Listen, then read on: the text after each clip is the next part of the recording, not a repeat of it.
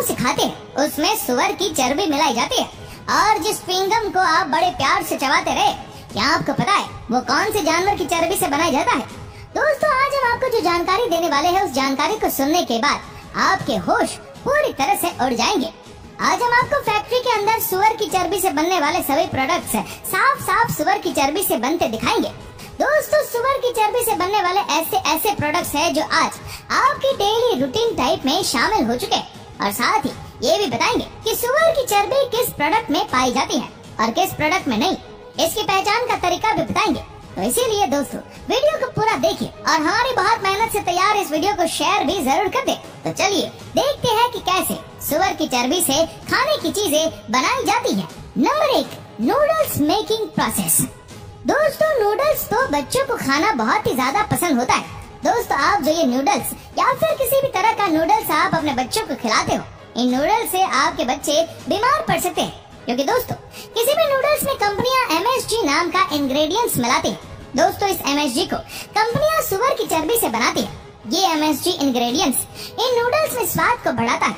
हालांकि दोस्तों, इस MSG इंग्रेडिएंट्स को मक्का, स्टार्च और गन्ने से भी बनाया जा सकता है, लेकिन ये कंपनियां ज्यादा मुनाफा कमाने के लिए मीट इंडस्ट्री से वेस्ट के रूप में आई सुअर की चर्बी का इस्तेमाल करती है।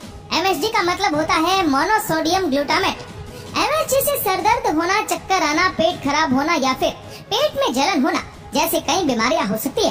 दोस्तों, इन नूडल्स को फैक्ट्री के अंदर बनाने के लिए सबसे पहले आटा, मैदा, कई तरह के मसाले, कई तरह के केमिकल्स, MSG पाउडर यानी मोनोसोडियम ग्लूटामेट पाउडर और पानी, इन सब चीजों को एक मिक्सचर में डालकर इन सब चीजों को अच्छे से मिक्स किया जाता है और फिर आटे की तरह गूंदा जाता है।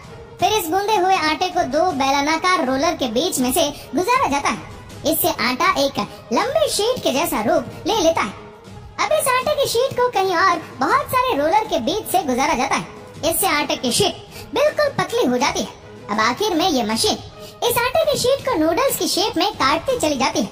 ये मशीन इन नूडल्स को एक समान शेप में काट देती है। अब इन नूडल्स को ड्रायर में पकाया जाता है। यहाँ पर ये नूडल्स 80% कुक हो जाते हैं और बाकी के 20% आप अपने घर पर कुक कर ही लेते। अब ड्रायर में ही नूडल्स पकने के बाद नूडल्स को एक और कटर मशीन की मदद से छोटे छोटे नूडल्स के रूप में काट लिया जाता है। अब इन नूडल्स को पन्ने में पैक करके मार्केट में भेज दिया जाता है। ऐसे फैक्ट्री में नूडल्स को तैयार किया जाता है। Number 2, Kurkure making process. दोस्तों, कुरकुरे बनाने के लिए कई चीजों का इस्तेमाल किया जाता है, जैसे कॉर्न मिल, ग्राम मिल और कुरकुरे को कई चीजों से मिलाकर तैयार किया गया स्पेशल मसाला, वो है MSG यानी मोनोसोडियम ग्लूटामेट, जो सुअर की चर्बी से तैयार किया जाता है। इन चीजों का इस्तेमाल किया जाता है। फिर इस रॉ मटेरियल को एक बड़े से ग्राइंडर में डाला जाता है। इन सब चीजों को अच्छी तरह मिक्स करने के बाद इस मिक्सचर को एक कुरकुरे की शेप देकर इन्हें फ्राई किया जाता है और फिर आखिर में इन कुरकुरों में स्पेशल मसाला मिक्स कर दिया जाता है और अब इन कुरकुरों को मशीन पैक कर देती है। Number 3, chewing gum making process. दोस्तों, च्युइंगम जैसे प्रोडक्ट्स बनाने के लिए सबसे पहले गम को एक मिक्सचर में डाला जाता है और फिर इसके ऊपर कुछ आर्टिफिशियल कलर, फ्लेवर और सुअर की चर्बी से तैयार MSG यानी मोनोसोडियम ग्लूटामेट, इन सब चीजों को डाला जाता है और फिर ये मशीन इसे मिक्स करना शुरू कर देती है और इसके ऊपर चीनी या शक्कर की चाशनी डाली जाती है ताकि गंध सॉफ्ट और मीठा बन सके। और फिर इसे अच्छी तरह मिक्स करने के बाद दूसरी मशीन में डालकर एक च्युइंगम का आकार दे दिया जाता है और फिर इसके बाद इसको पैक कर दिया जाता है। Number 4, toffee making process. दोस्तों, टॉफी बनाने के लिए सबसे पहले एक बड़े सारे बर्तन में फ्लेवर, शुगर, MSG यानी मोनोसोडियम ग्लूटामेट, जो सुअर की चर्बी से तैयार किया जाता है, इन सब चीजों को एक बड़े सारे बर्तन में उबाला जाता है और फिर बाद में इसे एक बड़े सारे बर्तन में ठंडा होने के लिए रख दिया जाता है। ठंडा होने के बाद इस मिक्सचर को मशीन में डाल दिया जाता है और फिर ये मशीन इस मिक्सचर को खींचकर एक टॉफी का आकार देकर फटाफट तेजी से टॉफियों को पैक करके बाहर एक कैरेट में डालती रहती है। Number 5, chocolate making process. दोस्तों, आप जो चॉकलेट अपने बच्चों को खिलाते हो, क्या आपको पता है वो चॉकलेट कैसे बनती है? दोस्तों, आपको जरूर पता होना चाहिए कि ये चॉकलेट कैसे बनती है। दोस्तों, चॉकलेट बनाने के लिए सबसे पहले कोकोआ को तोड़कर फैक्ट्री के अंदर लाया जाता है। फिर इसके अंदर से कोकोआ के बीजों को निकाला जाता है। फिर इन कोकोआ बीज को धूप में सुखाया जाता है। फिर इन बीजों को भूना जाता है, इससे इनके अंदर फ्लेवर आता है। फिर इन बीजों को पीस कर इनका पाउडर बनाया जाता है और इस पाउडर को चॉकलेट चिप्स का आकार दिया जाता है। फिर इन चिप्स को पैकेट में भरकर इन्हें अलग अलग कंट्रीज में भेजा जाता है। फिर चॉकलेट बनाने वाली कंपनी ने इन कॉन्कवा चिप्स के साथ बटर, शुगर और 3 ऐसे इंग्रेडिएंट्स जो सुअर की चर्बी से बनते हैं, जैसे कि E631, E620 और MSG, इनमें से किसी एक इंग्रेडिएंट्स को मिलाकर इसका एक पेस्ट बना लिया जाता है। इस पेस्ट को 3 मशीन के जरिए पास किया जाता है ताकि चॉकलेट को इसका स्मूथ टेक्सचर मिले।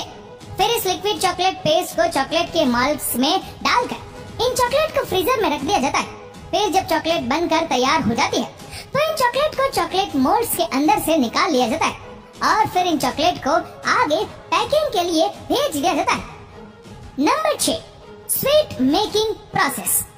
दोस्तों, फैक्ट्री में ज्यादा मात्रा में तेजी से गुलाब जामुन बनाने के लिए मावे का एक मिक्सचर तैयार करके इसमें सुअर की चर्बी से तैयार MSG को डाला जाता है। इस मिक्सचर को मशीन में डाल दिया जाता है। ये मशीन खुद ही इस मिक्सचर की छोटी छोटी टुकड़ी काटकर इन टुकड़ों को गोल आकार दे देती है। फिर इनको तेल में फ्राई करके चीनी की बनाई गई चाशनी में 2 घंटों तक रखा जाता है और फिर इन गुलाब जामुन को डब्बों में पैक कर दिया जाता है। इस तरीके से फैक्ट्री में मिठाइयाँ तैयार की जाती है। Number 7, soap making process. दोस्तों, नहाने का साबुन बनाने के लिए सबसे पहले ग्लिसरीन, फैटी एसिड और सुअर की चर्बी से तैयार MSG जैसे इंग्रेडिएंट्स को एक साथ मिलाकर इनका एक बारीक पाउडर बना लेते हैं। उसके बाद इस पाउडर को मशीन में डाल देते हैं। फिर बाकी का साबुन बनाने का सारा काम ये मशीन खुद करती है। ये मशीन नहाने का साबुन ऑटोमेटिकली तैयार कच्चे माल के हिसाब से बनाती चली जाती है। Number 8, capsule making process. दोस्तों, जब भी कोई व्यक्ति बीमार होता है तो उस व्यक्ति को डॉक्टर दवाई के रूप में कैप्सूल भी दे देते हैं। दवाई के रूप में लिया जाने वाला कैप्सूल हर व्यक्ति ने खाया होगा। शायद ही कोई ऐसा व्यक्ति हो जिसने कैप्सूल ना खाया हो। लेकिन दोस्तों, आप ये बात जरूर जानकर चौंक जाएंगे कि कैप्सूल को बनाने में सुअर और सांड के मांस का उपयोग किया जाता है। दोस्तों, कैप्सूल का जो कवर होता है वो दिखने में प्लास्टिक का लगता है, लेकिन दोस्तों ये कवर जिलेटिन से बना होता है। जिलेटिन मांसाहार की श्रेणी में आता है। जिलेटिन बनाने का एकमात्र स्रोत जानवरों का मांस ही होता है। इस जिलेटिन को बनाने के लिए सुअर और सांड का इस्तेमाल किया जाता है, जो इन जानवरों के खून और इनकी जोड़ों के अंदर पाए जाने वाले टिश्यू को उबालकर इस जिलेटिन को प्राप्त किया जाता है और ये जिलेटिन बनाने की सारी प्रक्रिया फैक्ट्री के अंदर ही होती है। दोस्तों, कौन सा कैप्सूल जानवरों के मांस से तैयार किया गया है, इसकी पहचान का सबसे सरल तरीका ये है कि जिस कैप्सूल के पैकेट के ऊपर हार्ड जिलेटिन लिखा होता है वो कैप्सूल जानवरों के खून और मांस से तैयार किया गया होता है। दोस्तों, कैप्सूल फैक्ट्री में बनाने के लिए सबसे पहले कंपनियां कैप्सूल के कवर को तैयार करती है। कैप्सूल के कवर को तैयार करने के लिए कंपनियां सबसे पहले जानवरों के खून और जानवरों की हड्डियों के अंदर से उनका प्रोटीन और टिश्यू को निकालकर इन्हें उबालती है और फिर जिस कलर का कैप्सूल बनाना होता है उस कलर को मिक्स करके कंपनियां एक लिक्विड तैयार कर लेती है। इसके बाद कैप्सूल नुमा मेटल के सांचों को इस लिक्विड में डुबोया जाता है, जिससे इन सांचों पर ये लिक्विड चिपकने के बाद कुछ ही देर में एक कैप्सूल के कवर का रूप ले लेता है। इस तरीके से कैप्सूल की कवर तैयार हो जाती है और फिर इन कैप्सूल के कवर के अंदर दवाई के पाउडर को भरा जाता है। इसके बाद ये मशीन कैप्सूल के ऊपर वाले कवर को और नीचे वाले कवर को अच्छी तरह बंद करके कैप्सूल को तैयार कर देती है और फिर आखिर में इन कैप्सूल को पैक करके मार्केट में भेज दिया जाता है। दोस्तों, कौन सा प्रोडक्ट सुअर की चर्बी से नहीं बना हुआ है, इसकी पहचान का सरल तरीका ये है कि आप जिस प्रोडक्ट को खरीदे उसको खरीदने से पहले उसके पैक पर लिखी इंग्रेडिएंट्स लिस्ट पढ़े। अगर इंग्रेडिएंट्स लिस्ट में आपको MSG, E631 या E620 लिखा दिखे तो तुरंत आप समझ जाए कि इसमें सुअर की चर्बी का इस्तेमाल किया गया है। वेल दोस्तों, इस वीडियो को लेकर आपकी क्या राय है नीचे कमेंट करके जरूर बताइएगा। अगर आपको वीडियो अच्छा लगा हो तो इस वीडियो को लाइक करेगा, शेयर करेगा ज्यादा से ज्यादा लोगों तक और ऐसे ही और भी रोचक जानकारियों के लिए सब्सक्राइब करें हमारे YouTube चैनल को और Facebook पर फॉलो करें हमारे पेज को। धन्यवाद।